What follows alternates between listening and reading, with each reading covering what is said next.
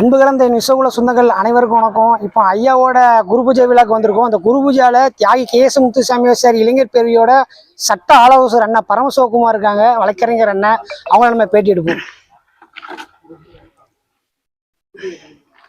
இந்த நிகழ்ச்சிக்கு வருகை தந்துள்ள அனைவருக்கும் எனது முதற்கண் வணக்கத்தை தெரிவித்துக் கொள்கிறேன்.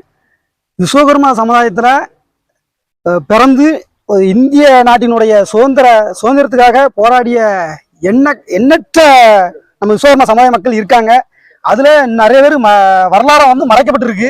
இன்னைக்கு நம்ம கேஎஸ் முத்துசாமி ஆசாரி விருதுநகர்ல உள்ள கேஎஸ் முத்துசாமி ஆசாரி அவருடைய நினைவு நாள் 53வது நினைவு நாள் இன்னைக்கு அனுசரிக்கப்பட்டு இன்னைக்கு மாலை அவருடைய படத்துக்கு மாலை அணிவிச்சு மரியாதை செலுத்தப்பட்டு இருக்கிறது. நம்ம விஸ்வகர்மா சமுதாயத்தில் உள்ள சுதந்திர போராட்ட தியாகிகள் எண்ணற்ற பேர் இருக்காங்க. எல்லாத்தையும் வெளியே கொண்டு வரணும். ஐயா முத்துசாமி ஆசாரி அவருடைய திருவுருவ சிலையை அமைக்கணும் நெல்லை மாவட்டத்தில் என்று கேட்டுக்கொள்கிறேன். சுதந்திர போராட்டத்துக்கு அப்புறம் அரசியல் கட்சிகள்ல அங்கீகாரம் இது வரைக்கும் எந்த கட்சியுமே நமக்கு கொடுக்கல. இன்னைக்கு ஒரு 50 ஆண்டு காலத்துக்கு மேலாக திராவிட முன்னேற்ற கழகமும் அண்ணா திராவிட முன்னேற்ற கழகமும் இன்னைக்கு ஆட்சியில ஆண்டுகிட்டு இருக்காங்க. முன்னாலும் ஆண்டு முடிச்சிருக்காங்க. ஆனாலும் இன்னைக்கு வரைக்கும் இன்னைக்கு திராவிட முன்னேற்ற கழகத்துல இன்னைக்கு நம்ம சமுதாயத்துல எல்லா கட்சியிலையுமே அரசியல் கட்சியில நீங்க நம்ம எல்லாருமே இருக்கோம். கண்டிப்பா எல்லா கட்சியிலையும் நம்ம மக்கள் இருக்காங்க. இருந்தாலும் நம்ம சமுதாயத்துக்கு சட்டமன்றத்திலையும் சரி பாராளுமன்றத்திலையும் சரி சட்டமன்றத்துக்குள்ள மக்கள் பிரதிநிதியாக உள்ள அனுப்புறதுக்கு திராவிட முன்னேற்ற கழகம் கொஞ்சம் கூட அவங்க நம்ம சமுதாயத்தை நினைச்சு கூட பார்க்கல. இன்னைக்கு அண்ணா திராவிட முன்னேற்ற கழகத்துல தான் 2006லயும் சரி 2011லயும் சரி 2016லயும் சரி 2021லயும் சரி 2026லயும் 4 சீட்டு வழங்குறதாக சொல்லிருக்காங்க. அதனால அண்ணா திராவிட முன்னேற்ற கழகம் நமக்கு மதிப்பு அளிச்சுக்கிட்டு இருக்கு.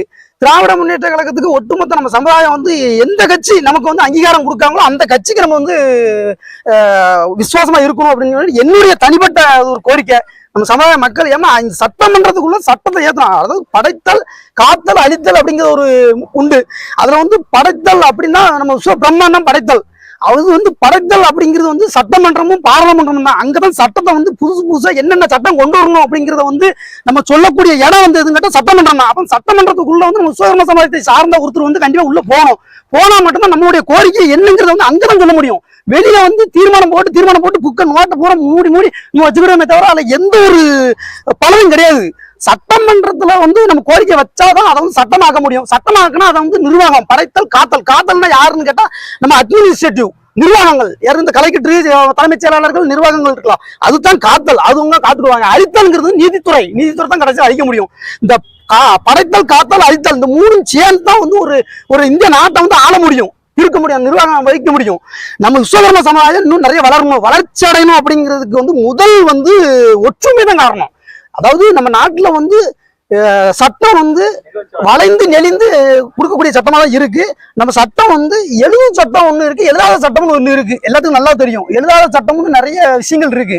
அதே மாதிரி ஒரு விஷயம் தனிப்பட்ட நபர் ஒருத்தர் கோரிக்கை வைக்கிறதுக்கும் ஒற்றுமொத்தமாக நம்ம மக்கள் அதிகமான பேர் என்ன செஞ்சாலும் இந்த அரசாங்கம் நம்ம தப்பு பண்ணலாம், தப்பு பண்ணா கூட இந்த அரசாங்கம் ஏத்துக்கூடும். ஆனா தனிப்பட்ட நபர் ஒரு நல்ல விஷயம் செஞ்சா கூட சில பேருக்கு பிடிக்கல அப்படின்னா விமானத்துக்கு உள்ள போட்டு பேரை போட்டு உள்ள கூட அடைக்க வாய்ப்பு இருக்கு. அதனால ஒற்றுமையா இருந்து அவ்வளவு பேரும் ஒரு பிரச்சனை அப்படின்னா இங்க இருந்து கன்னியாகுமரி மாவட்டத்துல கையக்காவல பக்கத்துல ஒரு பிரச்சனை அப்படின்னா கும்மிடிப்பூண்டியில திருவூர் மாவட்டத்துல கும்மிடிப்பூண்டியில அங்க போராட்டம் வெடிக்கணும். தமிழ்நாடு அந்த அளவுக்கு ஒரே நேரத்துல ஒரே டைம்ல அப்படி ஒரு போராட்டம் நடந்தா மட்டும்தான் அந்த அரசாங்கம் ஏற்று பார்க்கும், இல்லைன்னா பார்க்காது.